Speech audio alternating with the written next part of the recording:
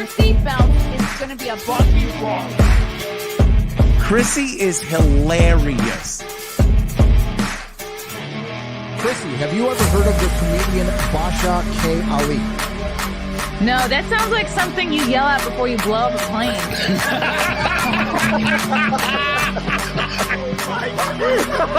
Basha K. Ali! 30 seconds remaining. But you know what, good thing to say, I dabbled in stand-up or something. I have no disrespect for you at all. I was very confused by the title, Everything Everywhere All at Once, because that's also what we call it when the ass takes off his shirt.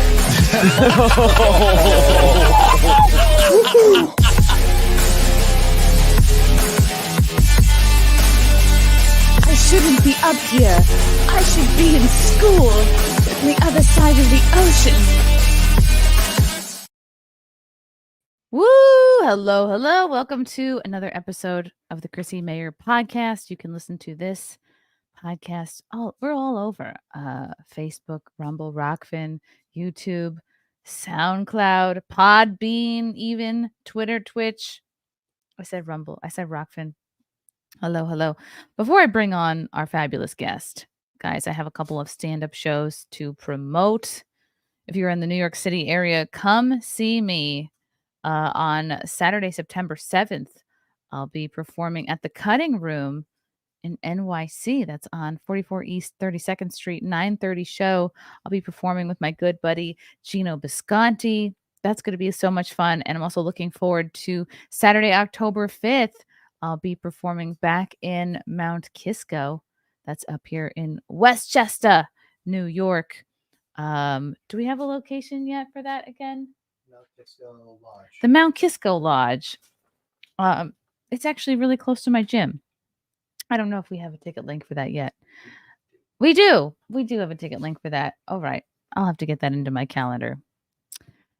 As always, like and subscribe. Trying to get this YouTube channel up to 100K so I can get the silver plaque of dignity. Please and thank you. All right. You know him. He's been on the show before, but he is back promote. He is. Oops, I just played something. He's back with a fabulous new podcast called Yankees Unloaded. Welcome back to the show, Gary Sheffield Jr. How are you? I heard you're after the silver plaque. Is that the new blue check mark now? I think so. It's what I'll finally need to feel good about myself until the next thing.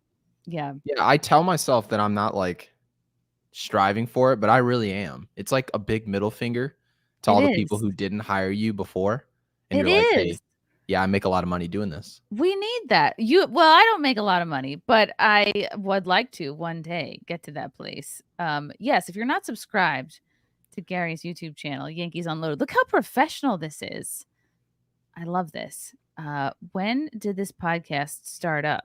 Because I've had you on before, and you obviously it's always been a passion of yours, of course, because of your dad, and you yourself played. It started in March. Yeah, and I went on my honeymoon. I got married last August, and what was so funny about it is the hard part about content creation in general is that everybody wants to start a podcast. I mean, who doesn't? You just talk and people listen. It's great. But the hard part is the beginning. You make 2 shows. Your aunt and your mom tell you it's really good. You should stick with it. And then nobody else says anything after like another week or 2. And we stuck with it. I want to give my partner, Jake, credit. I mean, he helped me stick with it. And now the show, I mean, we get thousands of views every day. We do a show every single day. So, wow. A lot of times we don't want to record, but, Yankees fans don't sleep. And obviously, and did I catch that right? Are you in New York right now? Yes. Yeah. Born and raised Long Island, Strong Island native. Now I'm up in Westchester and I refuse to leave. Okay.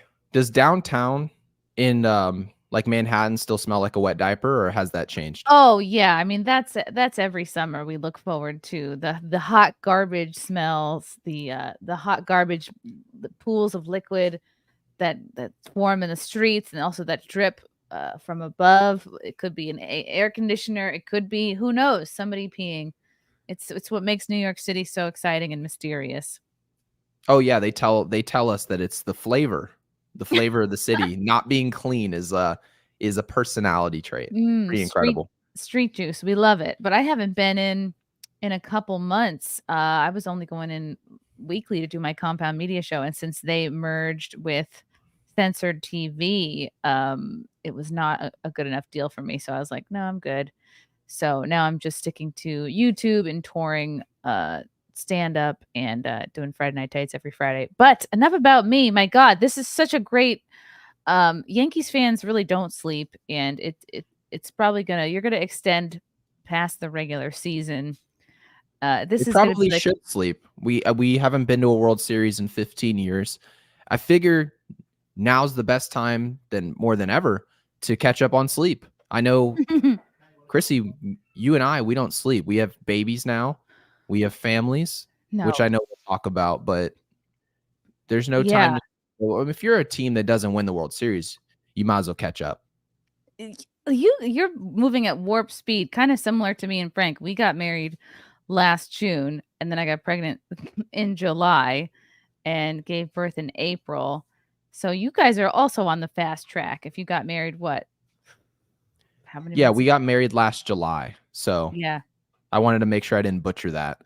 But no, your husband knew. I mean, part of it, men know. Like all those women out there who date and they're like, I've been engaged for 9 years and all that stuff. Men know right away. I actually told my wife the day I met her, I was like, yeah, we're going to get married. I'm just glad she didn't think it was creepy and leave. Did that But scare her? Clearly, it didn't scare her away. She was. It didn't scare her. She was in pharmacy school. She was kind of going through finals. And I showed up and she didn't have time for me, really. So, as time went on, I was like, I knew right away this is the person for me. And what's crazy about it is all the dating I did before that. I mean, I was positive there's nothing out there. I'm going to find something wrong with somebody, and that's going to be that. I'll find somebody else that fills the other 20% that's missing, and then you walk away with the 20%. But when she showed up, it was like night and day difference. Just, I don't know, just super exciting. So, I mean, I didn't want to waste any time. And then plus, I mean, I did it quickly and I'm 30 already. So I was like, whatever, I'm going to have kids and I don't want to be 59 when my kid's 4. So I just said, forget it. Let's get married. Knock her up. How did you Let's guys knock her meet? Because I have a lot of people who, God, maybe I was even used to be one of these people who just feel like they've dated, they're over it, they've been burned one too many times. So, for people that are feeling like they don't want to try anymore, what would you say to them? Well, first of all, I met her on Hinge. So if that makes you feel any better, I mean, anybody technically you can meet on a dating app. It's just all dependent on the mentality of the person you met. And I'll be honest with you, my mentality showing up to the date, I was like an hour late. Oh, like, what? My wife, yeah, I was way late, which I'm never late. That's the crazy part. I was golfing in my defense. Okay. Yeah, totally justified. I was golfing, super nice golf course. And I also showed up to the wrong location. We went to this place for bruschetta and I went to the wrong location, which bought me a little time. Showed up. She told me she was going to leave. So I actually thought this was like, when I showed up to the lobby, I was like, where are you? She says, I'm here. Didn't see her. So I thought I was being catfished. I don't know if that's ever happened to you. I not catfished, but I was stood up. I've been stood up. I know only once, but I was stood up and I'll never forget it. I'll never forget that feeling. I was like, what? I still don't to this day believe. Was it at a restaurant? A bar in New York City, near 3rd Street or in the sort of like 14th Street, 3rd Avenue, near the off Union Square. So did you grab a drink by yourself or did you just go home and watch a movie? I think I maybe just went home because it was one of these after work dates where I was like, okay, I was in the city anyway. I was just going to meet up with him. God, this was so long ago. And this had to have been maybe like 15 years ago, but I still cannot believe I was stood up. Me? Usually it's appalling. Do you think they watch the show now? No, probably not. You know what hurts more, being stood up by a podcast guest Milo Yiannopoulos stood me up twice, and No that's a fun way. story because he made me buy him Sancerre wine to have at the podcast, and no call, no show twice. And Wow. I think I had to eat the studio cost at Gas Digital there, and I think I just sat and drank the wine myself, like angrily. That's So insane. That's like someone telling you to go get the lube and then you just show up and they don't show. get That's the insane. and then you just have to take care of it yourself. Yeah, Sad. that's just I Yeah. mean, so you actually went and purchased wine. Yeah. They no showed, and then Nope. obviously you drank the wine yourself. Mhm. Did they eventually And show up to the show? no, nope, but he did acknowledge it really recently, maybe like last month or so, Oh, on okay. Twitter. I don't know, he said I did you wrong, which was really all I needed. I was like, "Thank you, Milo. I know you're too gay and too important and too big for me, but, It was the acknowledgement you needed. hold on a second, I gotta turn something off, hold on. Oh my god, I have too many windows open and random videos just started playing, and I'm losing my mind. Okay. I'm so happy for you and your wife. You tell me about do you talk about how many kids you wanna have, how that planning is gonna go, or you're just gonna see what happens? No, so we actually have a pretty definitive plan. I'm going to be honest with you. It's going to be so since we had a girl, I was hoping for a boy right away, but I I think could tell. I know. Said, "Oh, we had a girl." I was So like, "He's because pissed." people there's like a huge stigma now where I'd say it started in like 2011, 2012, when the media got really stupid, Yep. where people just like overly cheer for having girls or like I'm a girl dad and it's like it's cool, No, it's like a cope. obviously, It's a but cope. like Nobody likes people having are girls. yeah, like because I mean you have to deal with the dating phase, the teenager phase. I mean, there are definitely challenges, but then it's like people are kind of over championing women now, like they're just like It's too overdoing much. it to It's make too it seem much. like they're allies. And to be We're honest not with you, worth like, it. yeah, my daughter is beautiful. It's gonna be amazing, but at the same time, it's like once you had the boy, you kind of knew, well, we can have two boys technically, and then so the way it's gonna be, second baby, if it's a boy, yeah, we chop them off, and then if it's a girl, we're gonna have one more, and that'll be that. And if I have And three then girls, then you can put a if fork you in me. You what does can. Frank say? He says that, like, having girls is, like, payback from, your youth, like being a fuck boy in your youth. Have you heard this Yeah, theory as sounds well? sounds over the target for me. Oh, man. So I'm hoping you don't get, 3 girls. I'm sure don't they have this thing where you can pick the gender? You probably have to pay extra, but Yeah, they do, but I heard it's really expensive. So my wife was telling me how expensive it was, and I was like, I feel like it would be worth it regardless. So I mean, let's let's be honest. I don't So know what they would do. You just sperm into a bucket and they have to just catch the male one, and then that's the one they send through. I'm I not would a assume so. biologist, but yeah.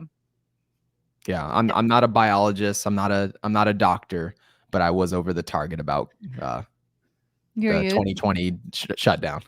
So yeah, I've heard that boy sperm, they're fast, they swim faster, but they die sooner, and girl sperm, they swim slower, but they live longer. They're like lurking behind corners, like just waiting for everybody else to die, and then they go in.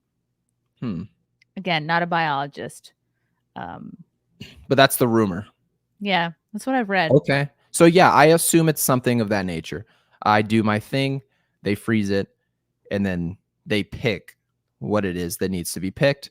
And I would do that personally because I'm not like overly religious. I'm not one of those people who's like I kind of believe in karma. I do. I don't really think anybody gets away with anything. I think if you kind of screw somebody Mm, over, it comes back for you. I do believe that. I But at the hope same that's true. time, Yeah. yeah, you hope it's true, right? Like you don't show up to the podcast, something bad had to happen to you. But it's like at the same time, if I can control something that cool, I'd control it. Like let's be honest. Would you have 3 boys if you could? You know, no.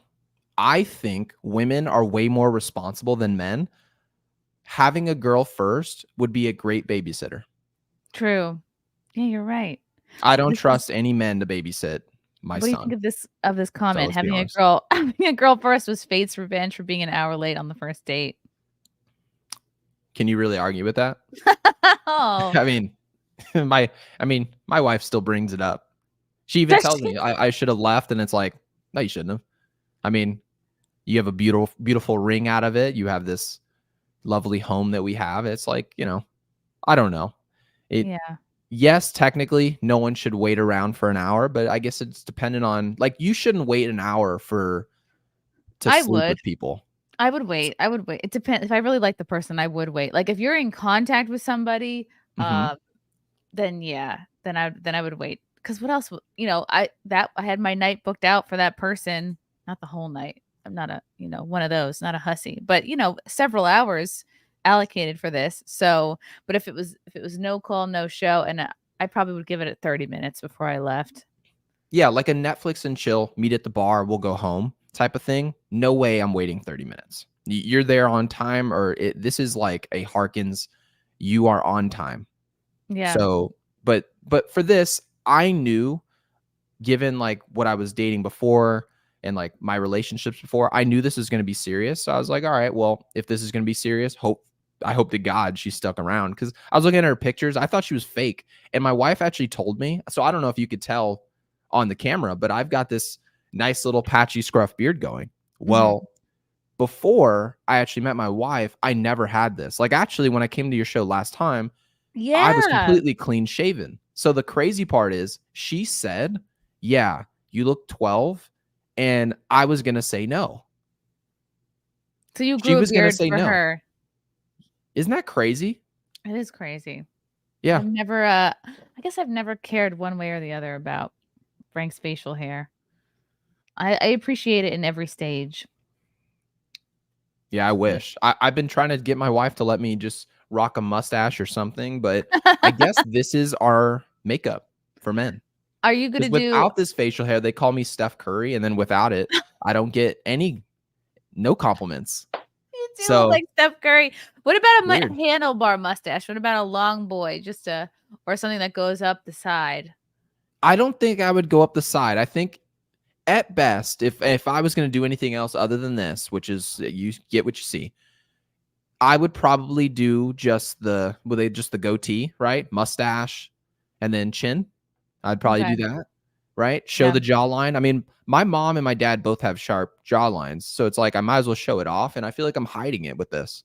So I don't You know. actually do have a jawline. A lot of times you'll see people, they'll just do like a rim of hair along their jaw to create the illusion of a jawline. You know something crazy? So I'm a 30-year-old man. Everyone's getting married now. Men who are listening to this show, and I'm assuming you have a lot of men watching the show, Yes. they screw up their shaving so bad. So many people have no idea what they're doing. They trim at the edge of like the sharpness of their jawline. They shave there, and they look super boxy. It doesn't look right. You're supposed to put 2 fingers above your Adam's apple and go straight Oh. across. All right, so my Adam's apple is here. Yes. So In Figured it theory. out. Yeah, but men don't know this. Surprise. In 2 large part because fingers like their dad didn't tell them or they didn't YouTube it. You need to be looking up these things, because 2 any fingers man. above your Adam's apple, That's right. Yeah. and then you shave right where that is? Yes, right where the top of the finger is, and you go straight across. Because what ends up happening is, if you shave all the hair off your neck, your face looks like a box, like a square. And men will look at themselves in a picture, and they look in the mirror and they say, I look really good. And then they go out and they see photos of themselves at a wedding and they look like garbage. That's why. Wow. That's Yeah. actually really good advice. See, guys, I'm gonna tell my future son that, because I had good karma and I had a son. No, I'm kidding. Just fucking around. I really didn't care either way. I remember before we learned the gender, I had a slight preference, like 55% preference for a boy, but I couldn't put my finger on why. So maybe that was just my intuition. And I didn't get jowls or cankles, so that was my other inkling to. So it was a great pregnancy for you. It was great until the third trimester. Shit got very real. Like once I just started getting physically so huge, like, you miss being able to slip between a door, slip between a table and a chair. You're just knocking stuff over. Nothing fits you. You're constantly out of breath. My friend Keanu said I was breathing like a rhino. Oh my God. I'd be out of breath 5 minutes on stage. How long did it take for people to say, oh, congratulations? Because that was actually something my wife was mentioning. And I never thought about this. But if you really think about this, before anyone says, hey, congratulations on the baby, really what people are telling you is, man, I can't tell if you're pregnant or not. Yeah. that And so that when happens people around, started like consistently saying it, my wife was like, okay, good. People can that tell. happens around, like, I think 4 or 5 months. So if I got pregnant in July, by November at the gym, like, people were like, oh, okay, we can notice. That's a good day. Yeah. Right. Oh, the in between where you just look fat and formless. That's a little rough on the old self-esteem. But Right. yeah. Yeah. It's all So good, though. is your son sleeping? Is he? Oh shit, forgot all about. No, he is. Yeah, he's sleeping right now. I feel guilty. I feel guilty even if I have to do like any work at all, because Oh, do you? This is like I'm spring break for me. I don't feel bad. I am such a light sleeper now. He goes, "Eh," and I'm like, like, I used to sleep through anything, but it's the best. It's all consuming. It's really like you're so changed. You're like a Pokemon that evolves too. You're like, oh wow, I have wings now, or like, oh wow, Did I he have get like. your red hair?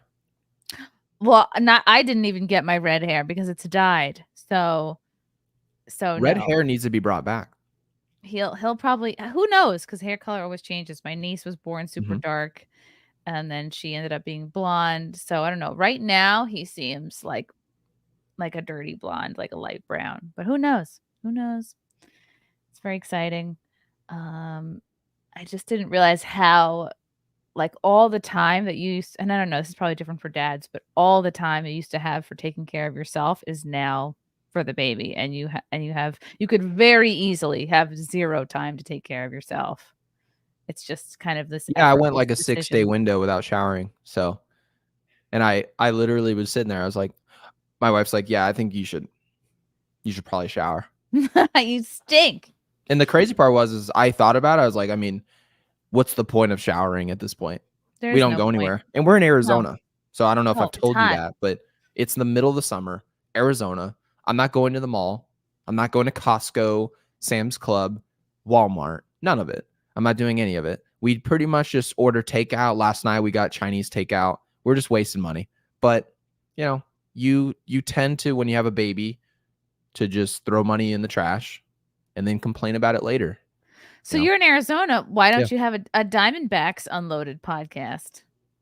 Well, I would say a big part of that is that the Diamondbacks, you never invest in your team. So, I mean, when I went to the World Series in 2001, I was at that game. I was in like first grade. And it's like over the years, they won the World Series, got rid of all their players. It's like, you think I'm going to start a podcast about a team that doesn't want to have any talent around? Like, that's just boring. And plus, the Diamondbacks don't necessarily have a big fan base, in large part because if you think about it, everyone who moves to Arizona already owns a home. They already own a home. They're usually coming from New York, Chicago. That's where my family's from, Chicago. California, right? They get tired of the politics. They move here. Or they move to Florida, New York to Florida. Right. Happens all the time. Oh, New So York they to go there. Florida is the most common. Yeah. It's so common. Chicago always comes here. I don't know what it is. Chicagoans, whatever you want to call them, they come right here and they already own a house. They sell their house, right? They've got $1 million in cash. They blow it away in the housing market. They offer $400,000 more than they should on a house that's ugly as hell. And they move here and they're not a Diamondbacks fan. They're a Cubs fan, right? Wow. So everyone who lives here is just a transplant. So the food's amazing here, but obviously sports fandom wise, we don't have diehards like New York fans have, Chicago, right? it's more of a someone moved in here and for whatever reason they decided to follow the local team. They were just kind of a ho-hum fan. I mean, they exist, but I'm not going to start a podcast for them. So how did you meet your co-host Jake Ellen Bogan? On Twitter. We met on Wow. Twitter. I literally was just this is the way of the land now. You just meet people online, they give you this persona and you just trust them. You just say, yeah, this person based on these tweets is a good dude.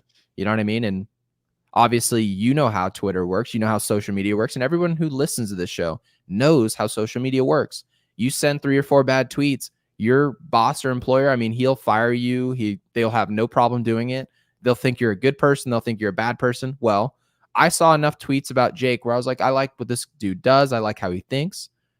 He's a Yankees fan. He has a big Rams show already. Let's do a podcast. And he was super excited about it. And thankfully, the results are paying off. So, yeah, the big checks are starting to come in. I think we made like, not really, but you know how YouTube works. But how did you approach him starting to make money. about the show?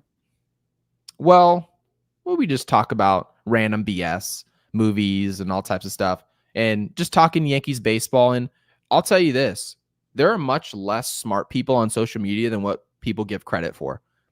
There are thousands of people on Twitter, not very many smart people on there. And like Yankees Twitter, there's so many people on there, not very many smart people. So it was pretty easy to figure out that he was the right guy for the job, and it's paid off in a huge way for us. And yeah, Jake is incredible at what he does. He's super professional. And I'll tell you, it's not a surprise when you see that he has another show that's successful in its own right. It's not a shock at all. He works super hard. I work super hard at this. And when you have 2 people who care about something, well, most people don't really make it because they just quit. I actually remember stopping by your show. I think, what was that, a year and a half ago now? Gosh, was it that long ago? Wow. At least. It was at least a year and a half ago. And it was before I was married. And I stopped by your show. You had a whole different background, whole different setup. It was like a big black wall. Oh, yeah. And I remember being impressed by like how much of an audience you had at the time. And I've been taking a look at even your Twitter. I was like, her Twitter is more than doubled. That's It's true. like, this is crazy. Yeah, this is insane. Slowly but surely. It's like, I just say, if I can make one good racist joke a day, I'm doing my part. Yeah, it's genius. You don't grow on Twitter unless you make people mad. And getting people mad is it's a skill. It really is.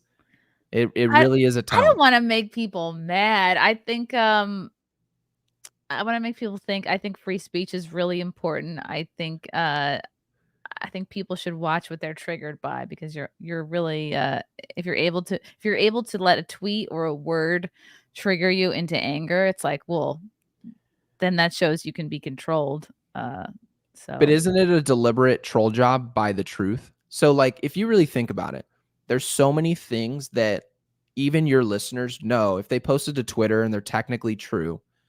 If I post that, then that's going to upset a certain group of people. That's what I do. So like, when people are like, oh, you like to troll, it's kind of seen as like an insult, like, oh, you're just an instigator and not a truth seeker. But in reality, I really think the biggest trolls today are people who have no problem showing the truth in front of people who just have no control over their emotions. And that's what I think Twitter is a place for children. It's a place where people who behave like children, and they want to be in a world where nobody shares an opinion that is different from their own. Like, actually, somebody came up to me the other day and they said, can you believe LeBron James talks about politics? And then a week later, they sent me a link of Kid Rock. Here's Kid Rock. Right, and I'm there like, you go. Talking about why politics. would I? And I literally go, Shooting this up is a Bud pretty Light. hypocritical. Yeah. Yeah.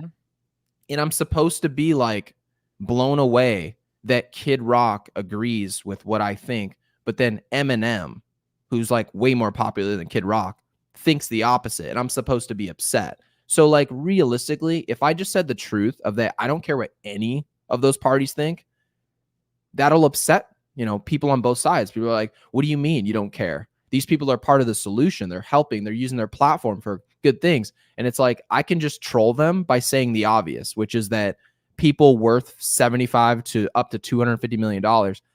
I don't need to listen to what they think on politics. It's just a waste of my time. No.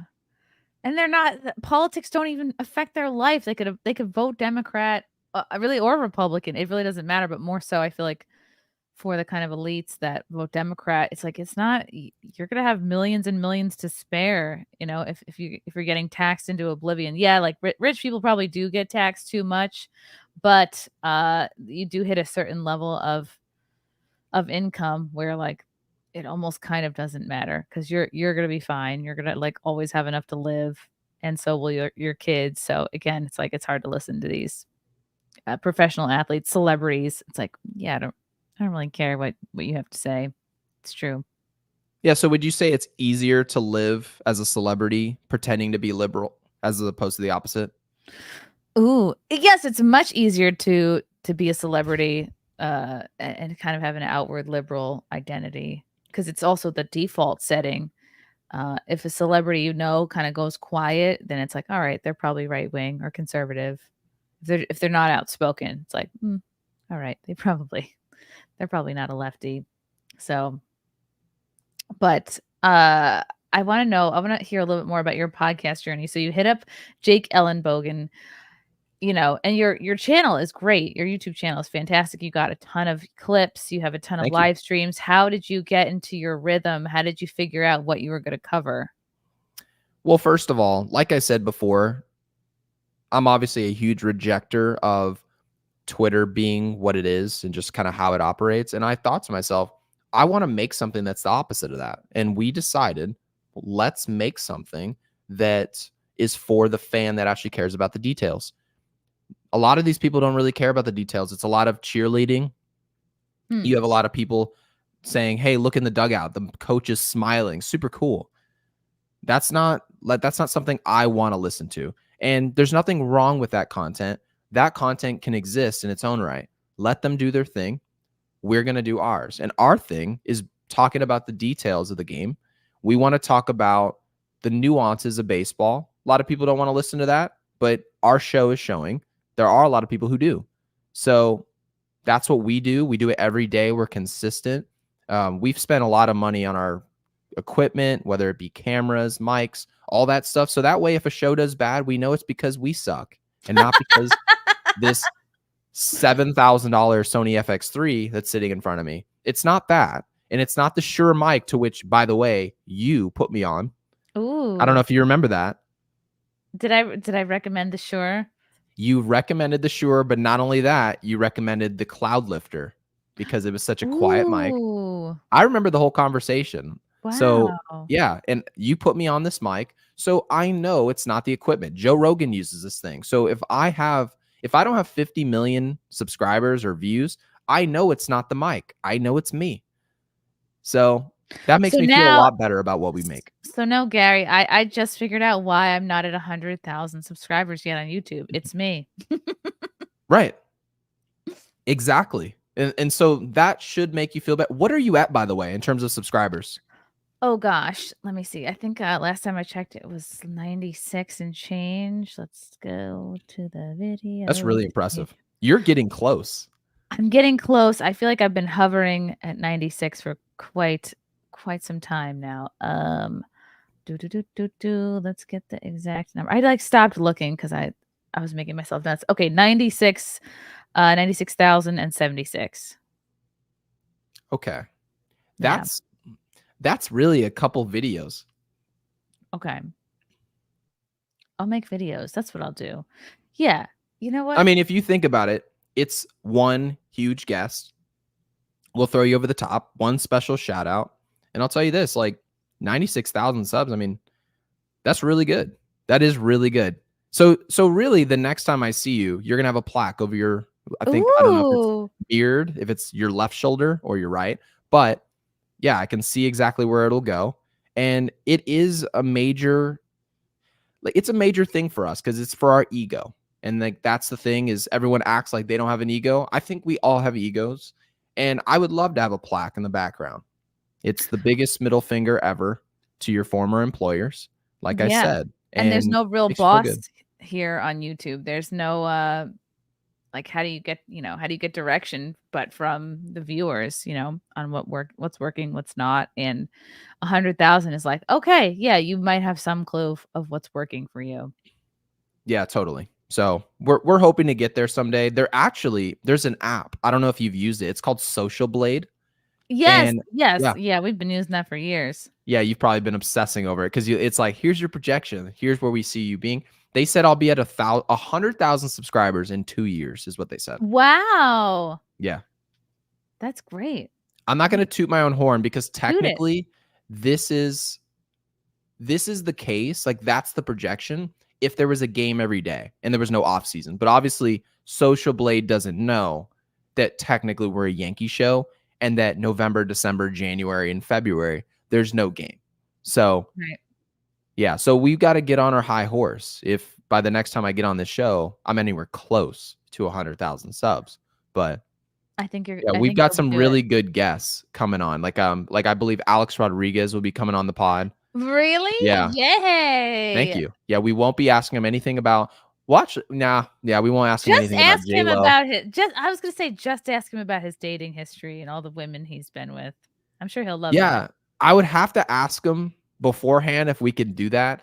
I would probably say, I don't know. I'd probably say that he'd be more open to it now as opposed to when she was with Ben Affleck, because it's almost like she landed on her feet with Ben Affleck, But but now they're getting now, another divorce. yeah, now she's on her butt again. Yeah. I mean, she'll be married and engaged again. She's, in my opinion, of Jennifer Lopez, I think she loves the idea of love. She loves the honeymoon phase, and don't we all? We all love the honeymoon phase. Nothing makes you feel better than starting a new relationship with somebody that you actually think is worth your time. But like anything, you get used to things. You get comfortable. They stop dressing the same way. But my wife does a really good job of this. I mean, she dresses like she just loves to dress up. But like, I don't know. I think Jennifer Lopez loves the idea of dating. Like, she wants Yeah. that hot, fiery Mr. and Mrs. Smith thing. And then you move in, they're like, oh, you'll you're my never get roommate. Get that. out. Yeah, and then it's Mr. Rogers' Neighborhood. Right. It's probably good for songwriting and for performing, like having that passion. Yeah. But she's like, she has the funds to be kind of hot all the time. She has a lot of servants.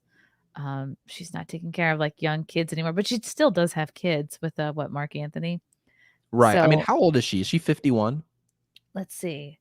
That sounds about right. How old is J-Lo? She still looks great. She's 55. Okay. So she's got about 7 years left before So what she looks happens? like Madonna. What happens in 7 years? Telling you, in 7 years, she's going to 62? look like Madonna. That's when she's going to get overboard with all the surgeries and all the crazy 62 stuff. is her expiration date. Yeah. Okay. Her teeth will start to wither away. She'll get the veneers. Ugh. So, yeah. People get the veneers. Didn't Judge get veneers? He used Oh, to have like they're awful. an adorable little gap between his teeth, and then all of a sudden I was like, oh man, he got the veneers. The character from his teeth is gone. Veneers are an epidemic. They really are. They shave your teeth down to a little nub, and then they slide on a little cap. And I just think that's a scary thought. I mean, I watched the show Selling Sunset. I'm a huge fan of this show. I don't know if you watched the show, but it's a real estate show, and it's really just hoes selling houses. And so like that's the whole premise of the show. It's women trying to look good. It's very gossipy, and I love the show. I absolutely love it. So I'm not talking any mess about them. It is what it is. So their main boss is Jason Oppenheimer. He's super entertaining, and he's the main guy, right, of the place. Well, him and his brother are. They both have these sets of veneers. They literally, do you remember the movie with Jim Carrey, the Mask? Yes. Oh God, yeah. That's what their teeth look like. They look basically like the chiclets. Mask. It's so bad. And I will say, people with veneers versus people who don't have veneers who have normal teeth always say, yeah, those don't look like regular teeth. But I'm gonna kind of come in the defense of the veneers. I don't think they're trying to look real at all. I think veneers are almost like people know how much they cost. I think it's like a Mhm. diamond chain. Like it's like getting a cumin link necklace. Yeah, it's a status symbol for sure. It's like having a Rolex, even though I don't know what those even look like. There are people I who can want one so identify. bad. They know it's a Rolex. I'm like, okay, it's a watch is a watch to me. Yeah, I want one horribly. You seem like a watch guy. You seem like somebody who's gonna have like a little case of watches. You seem like someone who would eventually have a sneaker room. Is that because I'm black? Yeah, it Yeah. is. No, does the background look like I would have a case? Because I spent a little time on it, but I mean, I wouldn't get more than one Rolex. I think I would just go with my money watch, that one watch that essentially establishes that I'm not this like 20-year-old YouTuber. It Mhm. sets a different tone. To look You like a put a man. hoodie on and some basketball shorts and tennis shoes, and then you throw a Rolex watch on. People just assume you're underdressed for what you could be doing. Okay, You see what I I mean? got it. You don't need Yeah. to put on a Tom Ford suit or, Versace, or in my case, Emporio Armani. That's what I wear. You wouldn't have to put that on.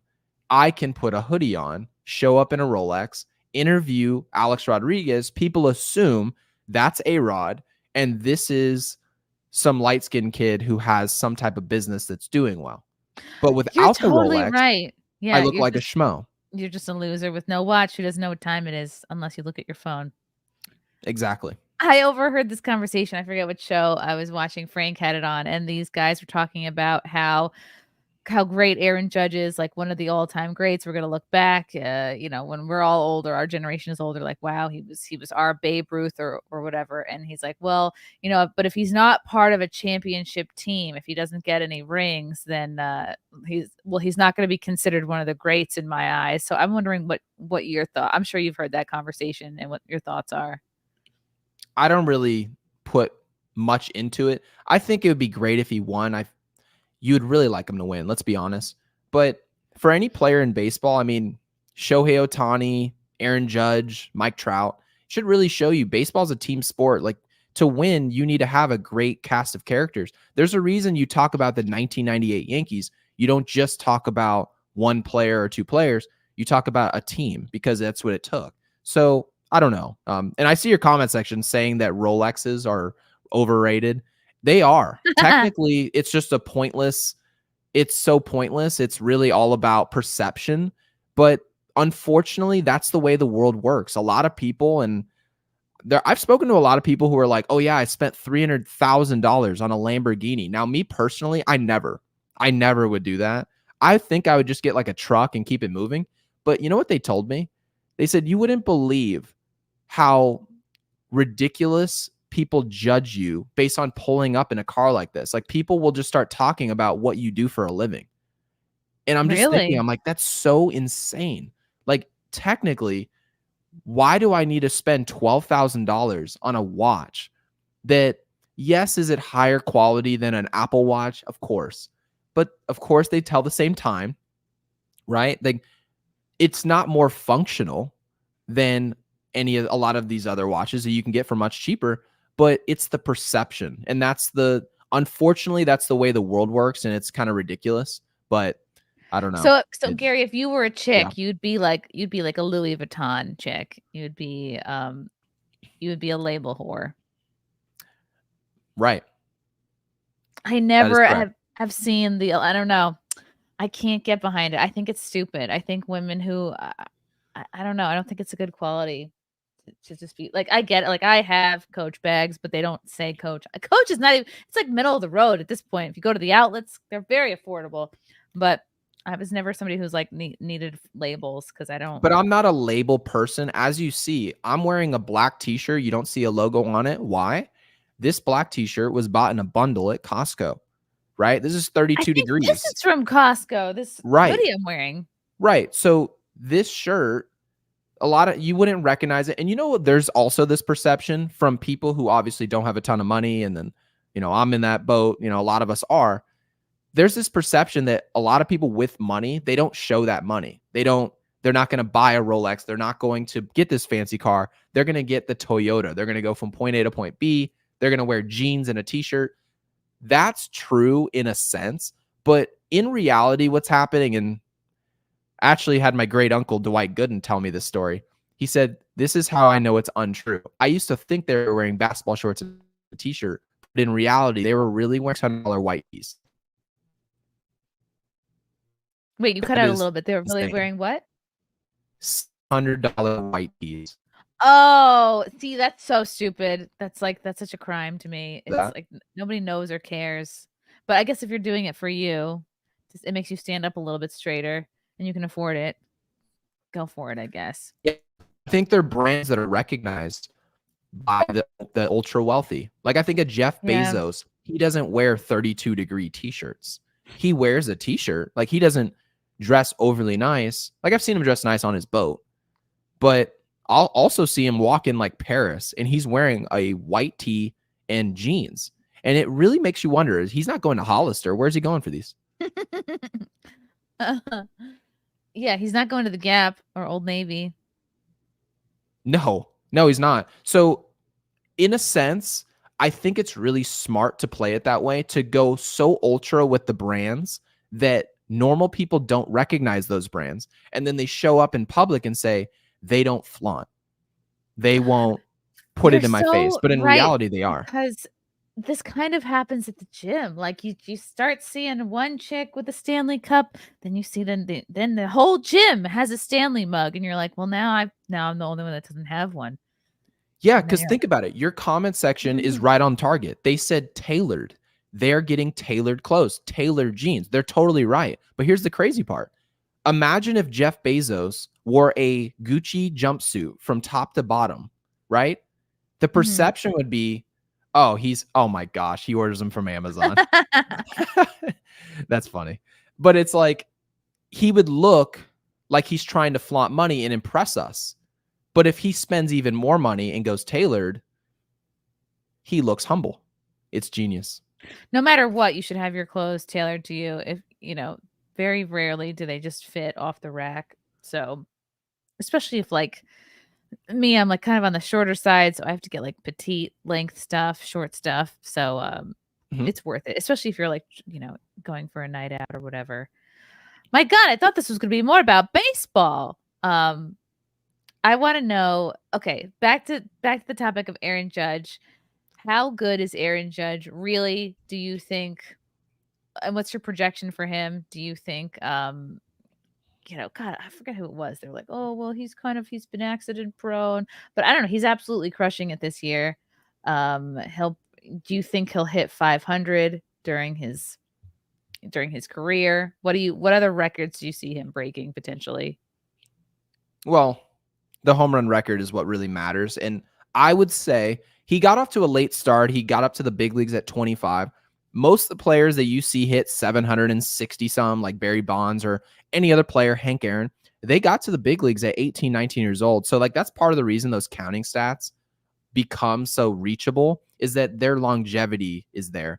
Aaron Judge went to college for 4 years, and then it took him a bit, coming out of the minor leagues. Then when he got there in 2017, he was already 25. So it's like you only get, I don't know, probably 10 years of prime instead of maybe 15 years up to 20 years. So Aaron Judge is going to play 20 years in the big league. So I would project him somewhere in the mid to high 500s. He's going to pass my dad in home runs, which is going to be, I wouldn't even call it bittersweet. I'm actually looking forward to it. Aaron Judge is just an amazing player. If he was here earlier, I would assume Aaron Judge would break any home run record. I mean, he pretty much, when healthy, hits 50 all the way up to 65 homers. I mean, he's ridiculous. He would be in conversation as one of the best baseball players to ever live. It's really just a matter of when he got here. What was your dad's record? 509. Woo! Yeah. And he won't let you forget it, because if you actually hang around my dad, he's got all types of memorabilia stuff that says 509. His golf bag says 509.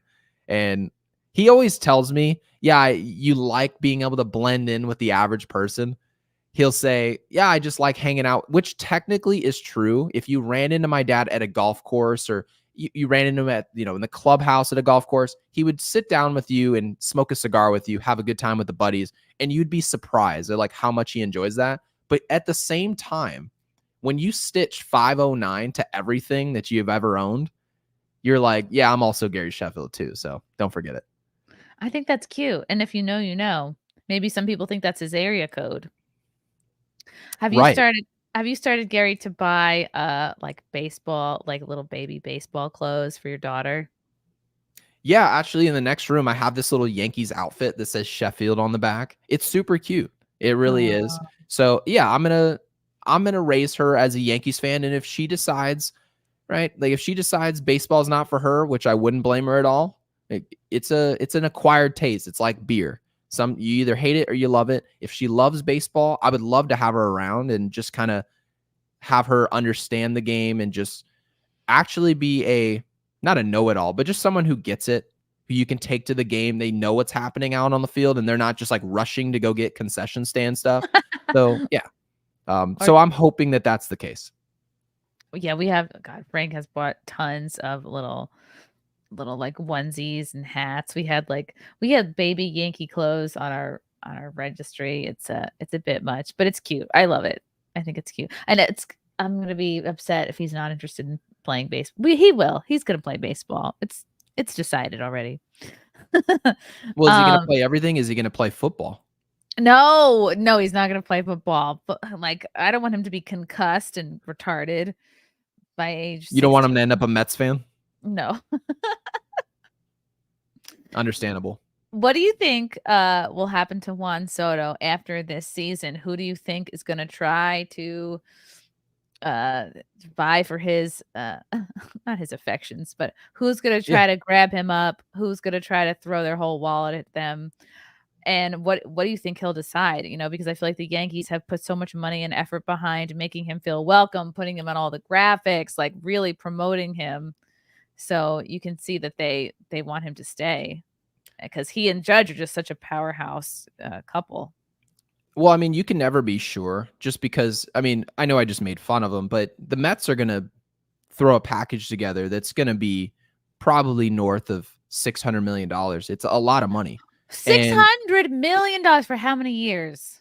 Probably 14. Now, the reason that it's going to go up to 600, because a lot of people, and this is specifically designed for baseball fans to try and negotiate these players to make less money and be more on the side of owners, is to talk about the max number, right? The contract number, because Aaron Judge signed for $360 million. But the reason that he got 360 and Ohtani, say, right, gets 700 million, or a lot of Bryce Harper gets 325, and you think that Bryce Harper is making the same money as Judge, when in reality, it's just longer. The contract's longer. Juan Soto, people don't realize this. This is how bad we're doing in life. He's 25 years old. Juan Soto, when he signs this contract this offseason, is going to be 26. Most free agents that get to this point are almost 30. So those 10-year contracts, they're not going to be able to go up to 600 million. But Juan Soto is probably going to get 13 or 14 years. We've seen other players do it. Fernando Tatis Jr., he signed a contract for 13 or 14 years. And it puts up a big number out there. It makes it look ridiculous. But Juan Soto is a sure bet. He can play in any market, clearly. So the Mets are going to be out there. They're going to be after him, no question, right? I can't rule out the Dodgers. People look at the Dodgers and say, well, they just got Shohei Ohtani. They gave him $700 million. But they also kind of got out of it by deferring this contract. They're not going to pay him more than $2 million a year for the next decade. Every year, $2 million, $2 million. That's ridiculous, right? So they technically can make this work. Now, I'm not saying they will, but it's a possibility. And then another team that could, right? The Seattle Mariners. Some people want the Braves to do it. They got Acuna Jr. on the low, very cheap. There are a lot of teams that can afford this player. They just kind of choose not to. And if I had to give you a guess, I would assume he comes back with the Yankees, but it's like at the same time, I've just never seen the Yankees say we're going to get something done the way they did with Aaron Judge. I've never seen a player that was an obvious return and they didn't return to the Yankees. It just seems like they get it done. You hope that he's in pinstripes. And you think it's obvious with Juan Soto that he wants to stay and the Yankees are going to do everything they can to get him to stay. They should, right? I mean, what else is there? 26, young, performing, right? I mean, this is, if he was a year younger, I mean, Leonardo DiCaprio would be after him. Wow, that's funny, So, Gary.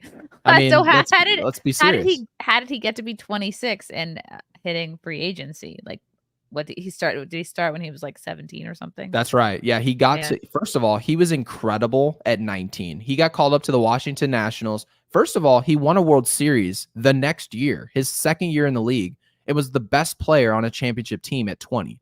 Most players are in the minor leagues eating hot dogs and pizza. They're not ready. Juan Soto was just one of those special players who was ready at 20, and he's reaping the rewards now at 26. So you got to give him credit because he earned it. Players are underpaid as baseball players in this sport. It's not like the NFL. You're underpaid at the beginning, and then you tend to be overpaid at the end. Mm, Juan Soto is going to be one of those rare players that is going to be getting paid during the prime of his career. So that's really cool for him. And you just have to pray that it's with the Yankees, but it's fair. If the Mets take him, if the comment section saying the Astros, if the Astros take him, it's fair. If you give up the highest bid and Scott Boras, who's his agent, decides we're going to this team, we're going to have this marriage with this other organization, you can't even get mad, because if you really want Juan Soto, write a check that happens to be the highest check anyone's willing to write. You make more money than anybody else. So if the Yankees make $200 million a year, more than the Dodgers, who are the second most rich team, you really have no excuse but to be the highest bidder. right. Doesn't Soto have an agent who's known for being money grubbing? Yeah, he was my dad's agent. Oh, Yeah. really? What does your dad think of him? My dad thinks he's a good agent at what he does, which is getting the highest dollar. Now, the problem with that is when you get the highest bid, you don't necessarily end up at the best company. And we all know that. Like, we kind of resonate with that. Sometimes you end up at a really good company that can't necessarily offer you the highest pay. And you have to leave that company or a really good boss. And then you take that raise at a different company, and that boss sucks. They micromanage the hell out of you. They suck. Well, that's kind of what Scott Boras does. Scott Boras will be like, wow, this marriage in New York is perfect. Juan Soto wants to be a Yankee. They want him to be a Yankee. Everyone's happy. And then they offer $600 million. Then the Mets, let's just say, offer $725. Well, you'd kind of be a fool to say no to $725. You go play with the Mets, and then suddenly you could be losing. And he goes, yeah, I'd really like to be winning. 3 or 4 years down the road, he's complaining about winning, right? Robinson Cano, he kind of did the same thing a few years back. He actually left the Yankees, went to the Mariners. And I remember my dad having a phone call conversation with Robinson Cano, and he said, you are making a mistake by taking the highest dollar. It needs to be close enough. What are the Mariners offering you? He said $240 million. Okay, great. What are the Yankees offering? $200 million. He said, you're going to make that $40 million up in endorsements. Just take the 200, stay with the Yankees. You're going to regret being part of something that's losing ball. And he went to the Mariners anyways, ignored my dad's, right? He ignored that advice and showed up to Seattle and complained about winning. So Scott Boras and Scott Boras wasn't his agent, so like I don't want to pin that on him, but just the idea of going to the highest bidder instead of the team you want to play with most. That's a really good point. And you just want to, if you get along with everybody, I would hate to be moving around so much. You get used to a city, you get used to a team, you get used to like, you got to make up new handshakes with everybody. Right. I don't even know how they can remember all those. They do a different one with each person. I'm sure it's not that bad putting your house up on the market and then buying another $20 million house in the nearest city. Because I mean, people are like, could you imagine? It's not like they're he's got to moving live in Seattle. themselves. It's not like he's moving his own couch. So right. I mean, I don't even move my own couch. You think that Aaron Judge, if he ended up with the Giants this offseason, he was gonna pack his U-Haul and hit the road? He's flying private out to San Francisco. And by the way, everyone keeps saying like, why would he want to live in Seattle, or why would that guy want to live in New York? And people dog on New York all you want. I'm like, have you seen what the $30 million properties look like in Manhattan? They're incredible. They're nice. Like the apartments. I would just get I don't know. I would get a house a little bit, maybe out of the way, maybe a little bit upstate. Would you? I've lived in Brooklyn. I've lived in Queens, but again, we're talking Craigslist rentals. So maybe I have not experienced like the top tier real estate New York has to offer. I mean, it's like you get to spend $25 million, which I guess, to be fair to your point, my dad didn't want to do it. He lived in Alpine, New Jersey. So just the idea of being out in the woods, kind of being out of the way. People aren't standing out front of your house taking pictures or whatever. And I don't know. I totally get where you're coming from. Me personally, I mean, now that obviously I have a family, I'd probably do exactly what you just said. But me by myself, I'd probably move into a $25 million condo and be neighbors with like Travis Scott and Madonna. Yeah, and get all the puss. Um, Oh, right. Not anymore. We're family people now. Yeah. Now we're family friendly. I've noticed Juan Soto has a extremely strong disciplined swing. Has that always been the case for him? Do you think he stepped it up a bit since becoming a Yankee, or has he always just been at this level? No, he's always been a freak. He's a freak. This guy, sometimes you look at players and say, when he gets to New York, it's going to amplify who he is. This is the bright lights. Who's he going to be on the big stage? Juan Soto is no different today than he was with the Washington Nationals, who no one cared about. No one cares about the Washington Nationals. Obviously, when they're in the World Series, they're going to sell out. Go watch a Washington Nationals game now. It's the Washington Nationals. You go to Washington, you're going to see the White House, right? You're going to like see Lincoln. You're not going to see the Washington. You don't go to Washington and be like, let's catch a Nationals game. You don't even think about that. No, not at all. You go because right? you're a politics person. You go to New York, you think about, let's go to Joe's Pizza. Let's go to Madison Square Garden. Okay, the Knicks are in off season. Let me go see the Yankees. It's simple. You know what I mean? So I don't know. He's not that way. He's just the type of guy that's one of those special players who has special habits, and he's going to be a Hall of Famer when it's all said and done. Obviously, he still has to earn that, but based on his trajectory, I mean, this is a player based on his age, he's going to be in that 600 to 700 home run range. It's ridiculous. So wow. I'm excited to watch that, and you just have to hope it's with the Yankees, because if it's not, I mean, it's just a real shame. Yeah, it is a shame. I want him to stay. I'm attached to him now. Then there's Jazz Chisholm, who a lot of people were saying maybe he's too cocky, but I feel like he was maybe humbled in a couple of games because he injured his something. But well, he injured his UCL, technically, is what they told us, and then it was a shoulder. He said that he's totally healthy, feels good, but he went on the IL anyway, so he has to wait kind of like a couple more days, and then after that, he'll be ready to go. At least he says. Now, the team has to agree with that, so we'll wait and see what they say. But isn't it so interesting that people want athletes and people in general to be so humble? Mhm. And I totally understand why they say that, because when you see someone who's not humble, it feels like you want to find what's wrong with them. Naturally, it's just like our natural inclination is you see it's like it's the search for balance, right? Because if they're immensely talented to the point where they're a Yankee, it's like, okay, they're obviously really good to be on the team. Like Lyles, for example, the USA track star. He showed up and he said NBA players are not world champions, so he doesn't understand the hype about it. I am a track star who runs against all these different countries. I'm a world champion. So really, he was saying what I do is more impressive than what they do. They're only playing against their region. It's a regional game. And obviously that's a ridiculous thing to say. But when he was saying it, I don't know if any of your audience watches The Boys, but Oh yeah, I saw the first season. Ridiculous show.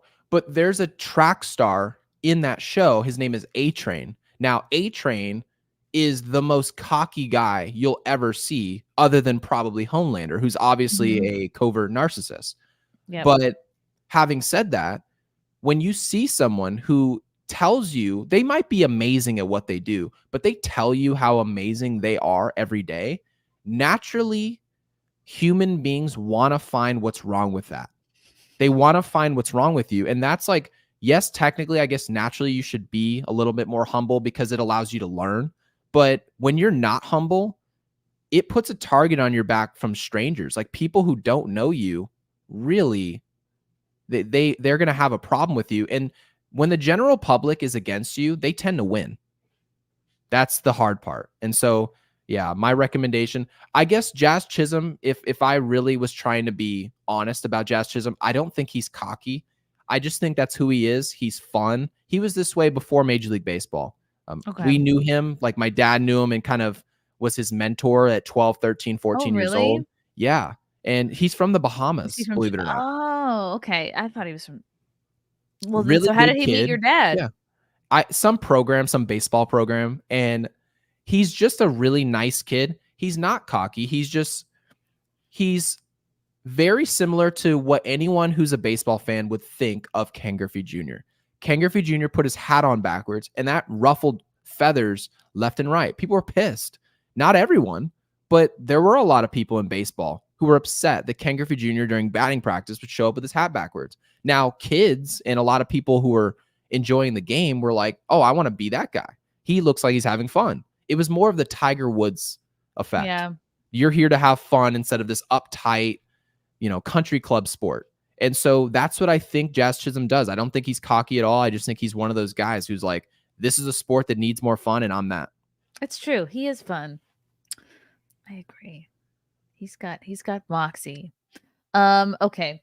Oh, Frank was okay. He did give this to me. So Frank is a bit of a baseball card enthusiast. Tell me, did he make a massive mistake by buying this many worth of Anthony Volpe rookie cards as an investment? This is a lot. This is probably, oh God, I don't know, at least $100 worth. Is this even the only box? Nothing but Anthony Volpe cards in here. And he hasn't been doing too well. Oh, look at this one. It got a 10. He gets them graded too. It's cute. I'm a big fan of Frank. Does he want me to lie to him since we're here live, or does he want me to tell him? He would not want you to lie to him. Okay. Yeah. Huge mistake. Huge waste of $100. You might as well just buy $100 worth of scratcher tickets. Called it a night. Okay. It's unfortunate. And I'm a huge, obviously, you see the number 11 Yankees jersey behind me. Now, that's not Anthony Volpe's number 11. That is Gary Sheffield and Dwight Gooden. I thought you were going to say Brett Gardner. Yeah. Exactly. Yeah. So you're a real Yankees fan. So yeah, that's what that is. That's not Anthony Volpe. So let's be clear. But yeah, huge mistake on his part. Can it technically be saved? Yes, it can be.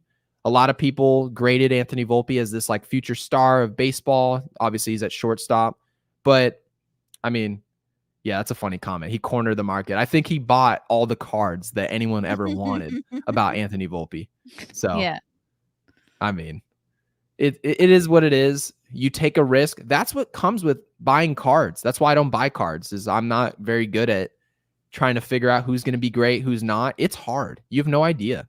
You can bring someone up, Derek Jeter. They're like, he's going to be the next stud. He was horrible at shortstop defensively. And then all of a sudden, they were like, we believe in him. We believe in him. You didn't really have any reason to believe in it. And then he becomes Derek Jeter. You're not Derek Jeter until you are Derek Jeter. Anthony Volpe is just some young kid, but then 10 years down the road, he could figure it out. And now he's like the star, Anthony Volpe. So yeah, mistake on Frank's part, in my opinion, but it always can be salvaged, I guess. And then, I don't know, Frank could sell those cards for probably about $10 a piece and take you out to dinner. Ooh. Or who knows? We could save them, and then maybe it could turn around for Anthony Volpe. Maybe he'll start dating Mariah Carey, and things will turn up for him. Right. Yeah. I mean, there's people in your comments that are like, he would have been better off going to get a Pokemon card. 100%. He might as well just bought like a 10 grade Charizard and just kept it moving. I miss Brett Gardner so much. God, there's nobody. I loved his anger. I loved his pizzazz. I loved the way he would hit the bat against the top of the dugout every time he was mad, which seemed to be like every time. Oh, you miss Yankees caring about winning? Yeah. Yeah, that's true. Yeah. I miss when players used to get upset when they lost. Yeah, I remember that. The good old days. What do you attribute that to? They're making money. They don't really care about winning anymore. No, I mean, they've always made money. I really just think it comes down to the people. There are certain players in the Yankees, Aaron Judge, I think Jazz Chisholm, Juan Soto. There are certain players you can name in their roster. There's a few others that care about winning. They just do. And a lot of them are the key contributors. And then there are some other people you watch, like Gleyber Torres is a perfect example, where he'll hit a ground ball. What happened to him? well. I mean, people have bad years, but the problem is when you're a low energy, lethargic type of player, like Robinson Cano was, but if you don't perform like Robinson Cano did, you look really bad.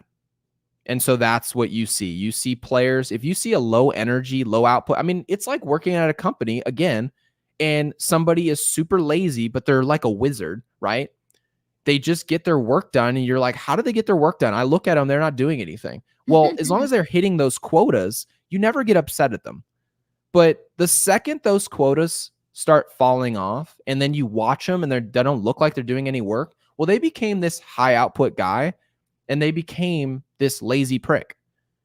That's how quickly that can change. So that's what I think the whole perception of Gleyber Torres is. I don't think he's a bad person, anything like that. I just think he's one of those people who's he just wants to do things his way. And then if it's not working, it looks really frustrating. It's not fun to watch. Yeah. What game was that? We were watching the Boone like yelled at him and like what took him out of the game. I feel like that was because he was sucking and they just wanted him out. Yeah, he was sucking. He was horrible. Yeah. And then he didn't want to talk about it. Boone did not want to talk about it. Everyone's asking him questions afterwards, and he's like, that's all I'm going to say about that. Why? Just say what you want to say. Right. It's not like they're not going to cry. This is a multimillionaire man who's almost 28 years old. Yeah, I promise you. I worked at Honda Auto Nation, and I got yelled at.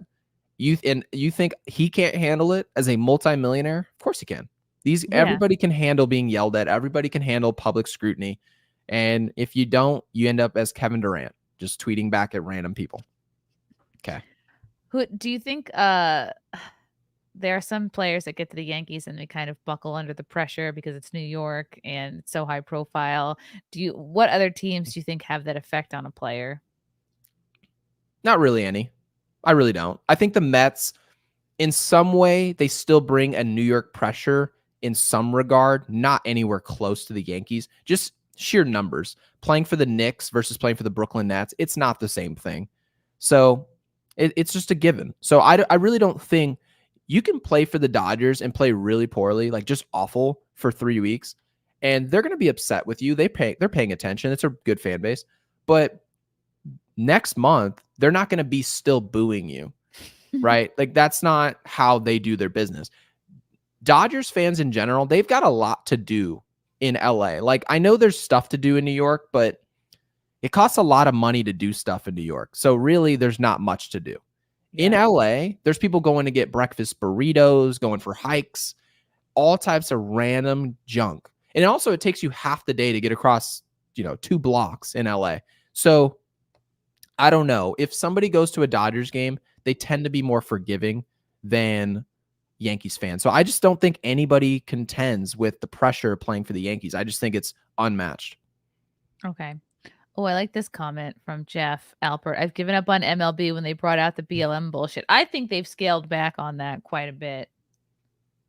Yeah, it's I guess it's sad that they don't put the stickers up anymore and solve world hunger and all the stuff the NFL's doing now. It's honestly, but let's be clear, it's not necessarily a baseball thing. It's not. And, I've lost so many job opportunities by being on this side of the fence on this. So I want to make that perfectly clear. It's amazing. Me even thinking that this stuff, like, the BLM, like riot stuff, and obviously the whole 2020 Black Square thing, all that stuff, there was so much pressure societally for these organizations to do that. I mean, there were people calling my phone.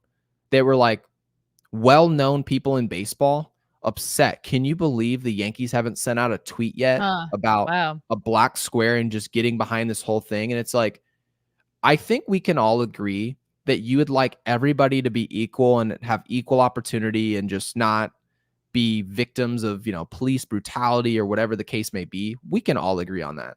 But we don't all have to get on board with social,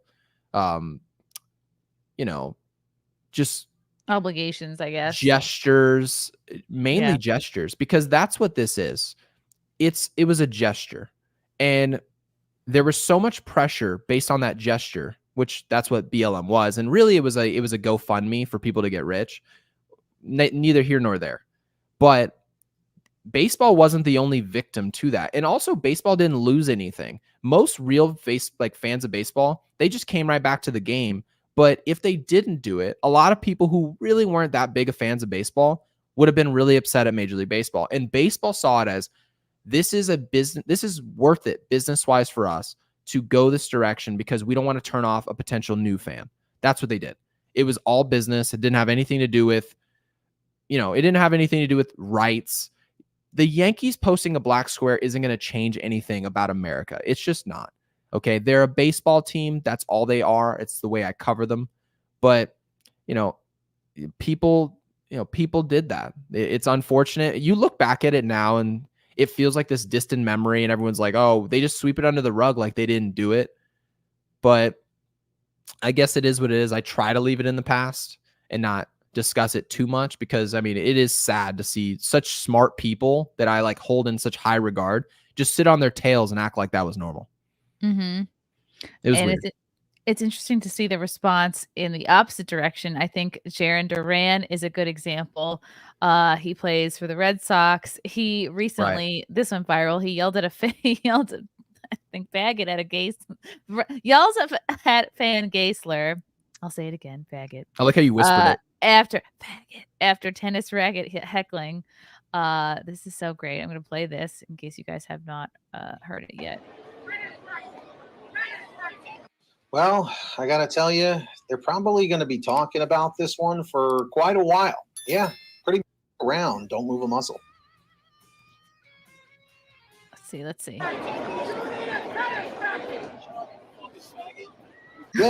Because I guess he wasn't hitting. I said you need a tennis racket. And I guess it was coming from right back here. I'll rewind it again. Clear as day. Yeah, I got to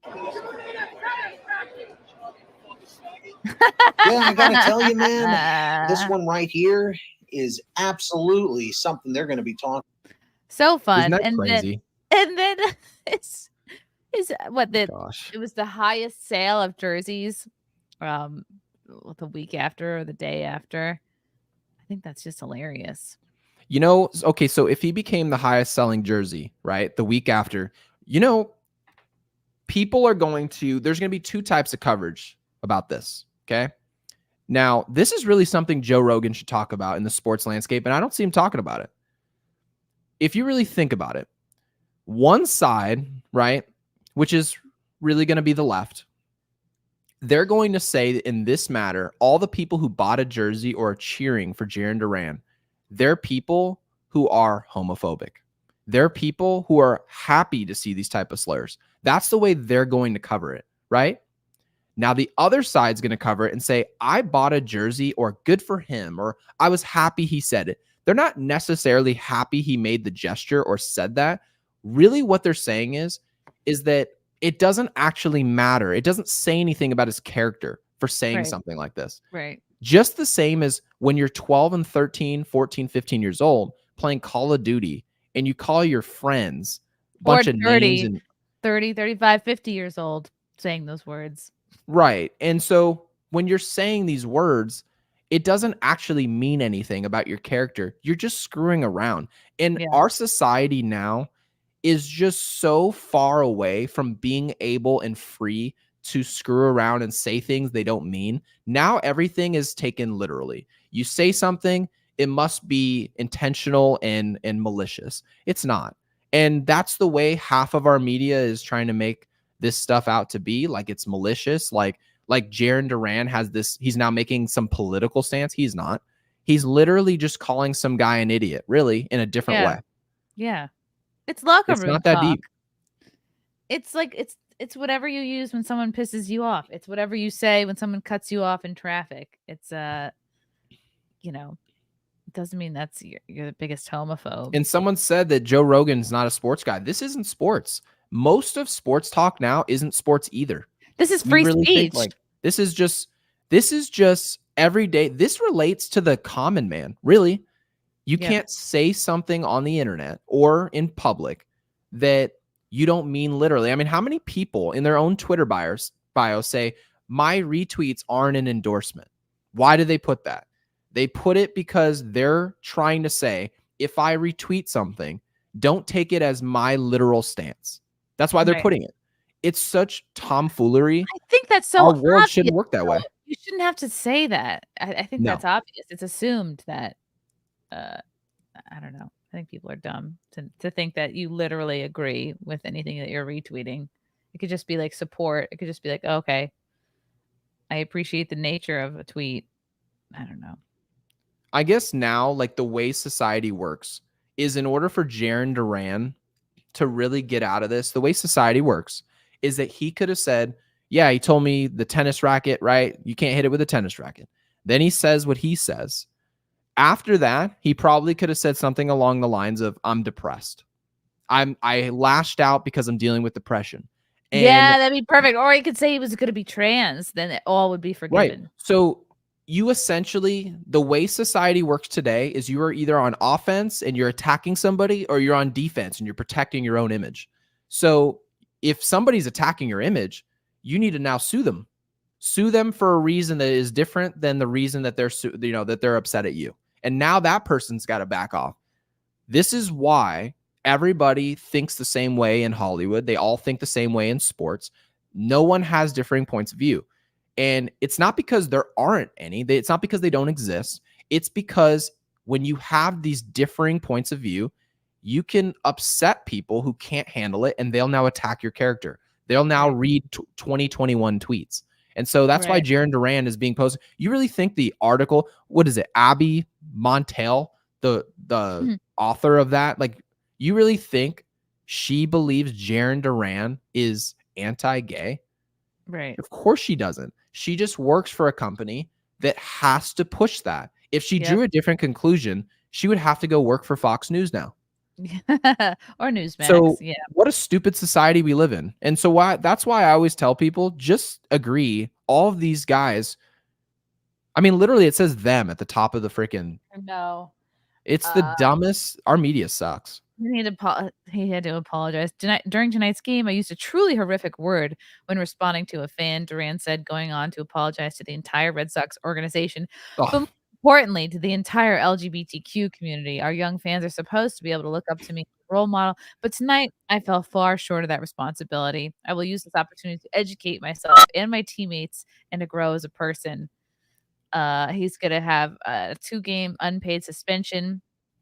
And the salary from his suspension, which amounts to over $8,000, will be donated to oh my God, LGBTQ organization PFLAG, known as Parents and Friends of Lesbians and Gays. God, that makes me like.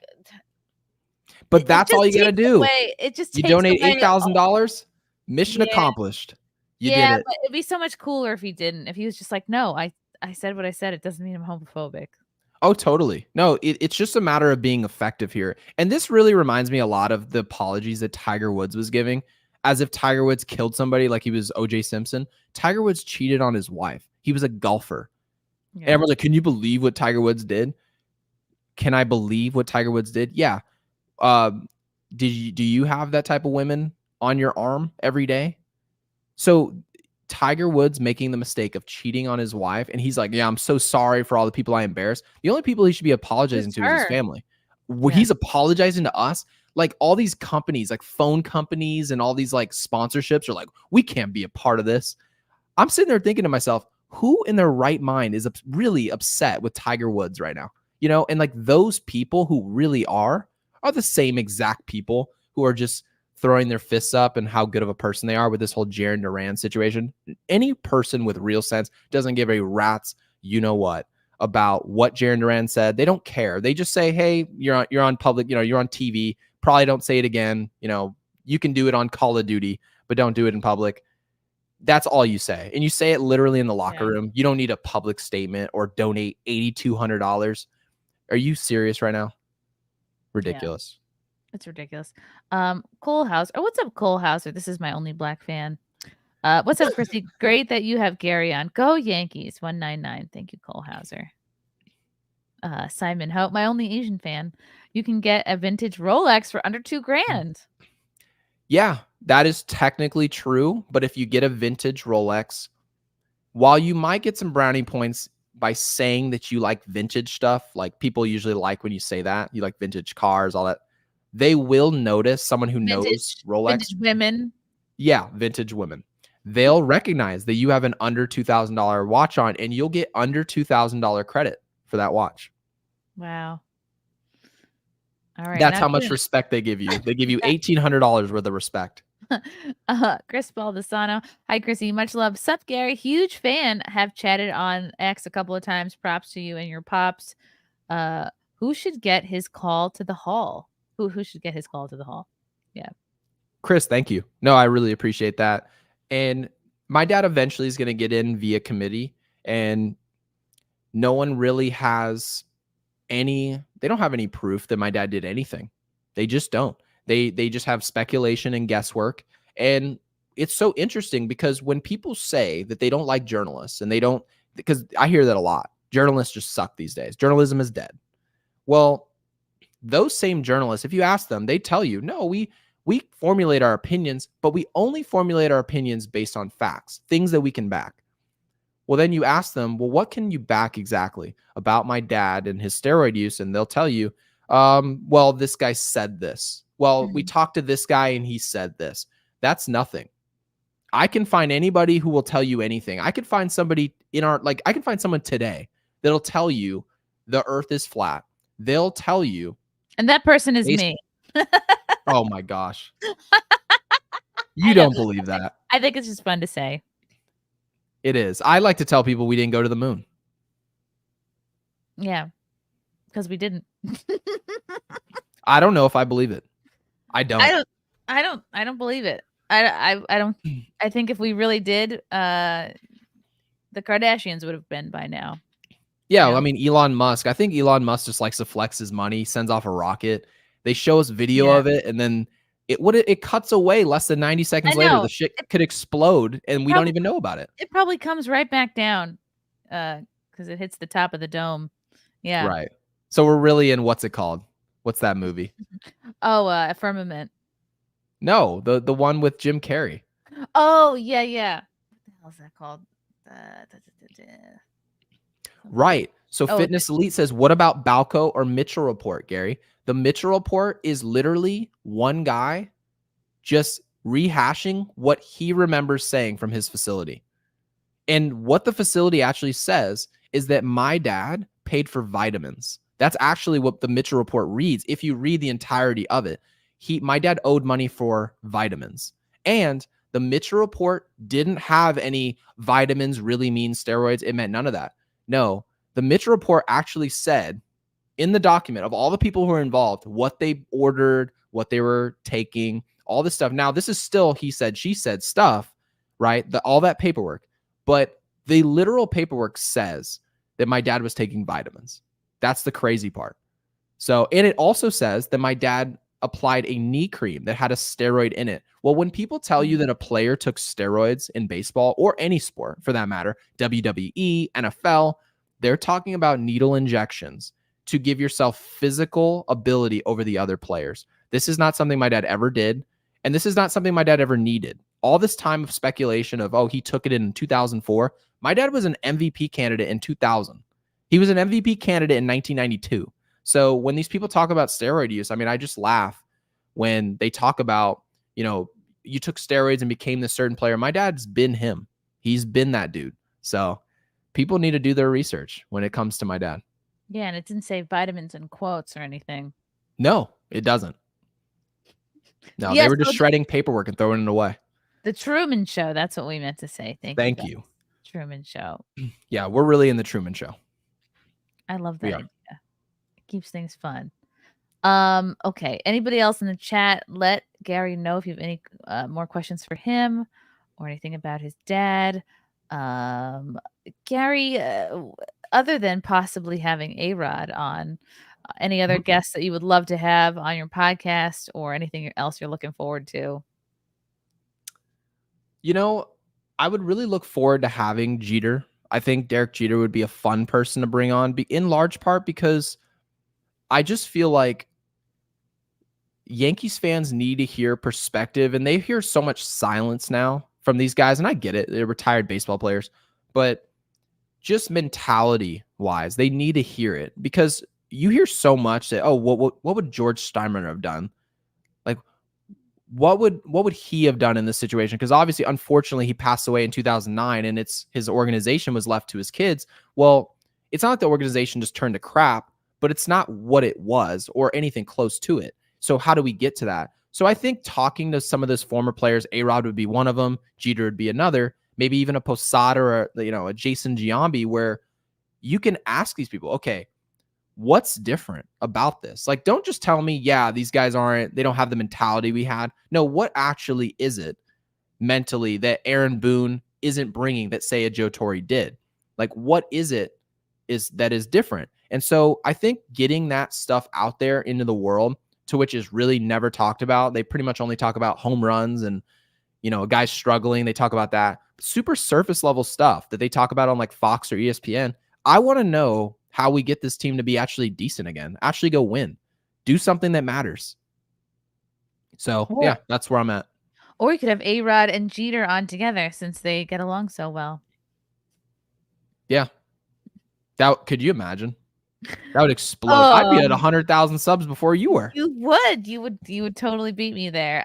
Yeah, I see them both sometimes on like doing a show wrap up, and there's always like somebody in between them, like Poppy or some other broadcaster. And I'm like, I wonder if there's still a lingering little bit of animosity there. Probably. Yeah. Well, I just think in general, Derek Jeter didn't do anything to help A-Rod become more accepted. First of all, Alex Rodriguez came to New York. He knew he technically was the best player on the team, and he should be playing shortstop, period. They let him play shortstop. So Alex Rodriguez didn't make a fuss of it. He never complained. He could have made Derek Jeter's life very difficult. He could have actually changed the legacy of Derek Jeter. He wouldn't have made him look like a bum. Derek Jeter's a great player, but he absolutely could have forced people to have the conversation of, is Derek Jeter a better shortstop than Alex Rodriguez? Is that really the truth? And like, analytically, people have said Jeter's not great at short. I don't really believe all that, but A-Rod could have put pressure on Derek Jeter and he laid off. So I thought it was a little hypocritical. I love Derek Jeter. Like, obviously our family were friends and everything like that, but I felt like he could have returned some of the favor that Alex Rodriguez gave him by showing up to New York. He didn't make a fuss of shortstop when he easily could have. So I don't know. I definitely thought there was something, there's kind of reason for them not to get along. Yeah, that makes sense. Good point. Gary, thank you so much for coming on. You're doing great. I love just seeing your podcast take off and all the success and your growing channel. So everybody subscribe right now to Yankees Unloaded on YouTube. Follow Yankees Unloaded on Twitter. Follow Gary on Twitter at Gary Sheffield Jr. And if you're feeling charitable, follow his co-host, Jake Ellenbogen at JK Bogan. This was fun, Gary. Congrats on the baby. I hope the next one's a boy. Thank you. Me too. Yeah.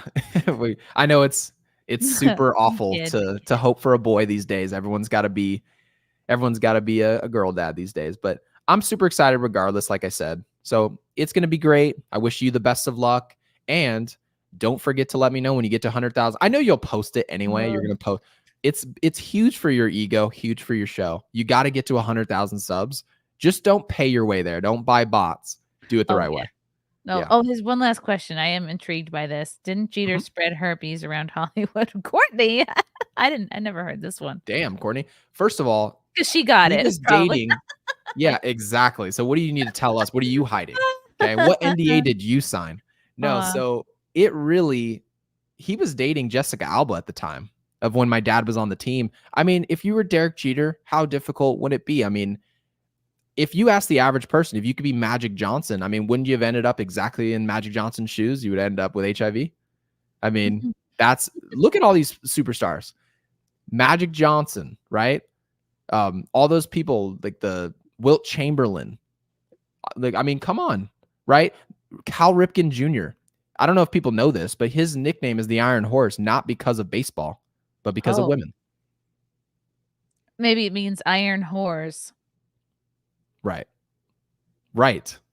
Thank you. So, I mean, let's get serious here. It's you can't necessarily get on somebody who's uber famous for being with all these women. I mean, it Right. is what it is. You would That's the too. opportunity they have. Women, like we all work at freaking Office Max. Women aren't lining up to go hang out with us. So, Unless you're like the hottest guy at that Office Max. you really think if Brad Pitt was at Office Max, women would be all over him? Yeah, he would. He would be like, they'd be like, wow, this is really hot guy who works at Office Max. And then people would just Interesting. be going to buy school supplies when they didn't need them just to hang around him. Yeah, and I don't think people think Brad Pitt is attractive or a good-looking man because of his status, but I do think it puts you on. If Chris Brown was just working at Hat Club, I don't think he would be as well regarded. I don't think he would have 200 million sub or whatever. No, he's not that good looking, in my opinion. Oh, good you're night, off, Chris Brown. Good. Good night, Mister. Says Derek Jeter was dating my stepsister. Ooh, well, ask her if she has herpes so we can confirm this or not. His picture's a little backed off, so we can't tell what the family would look like. Oh, it's stepsister. Never mind. Doesn't count. Stepsister. Yeah, don't count. Interesting. Yeah. I mean, the rumor was that Jeter had everybody sign NDAs. So, which right, I don't know if I don't know.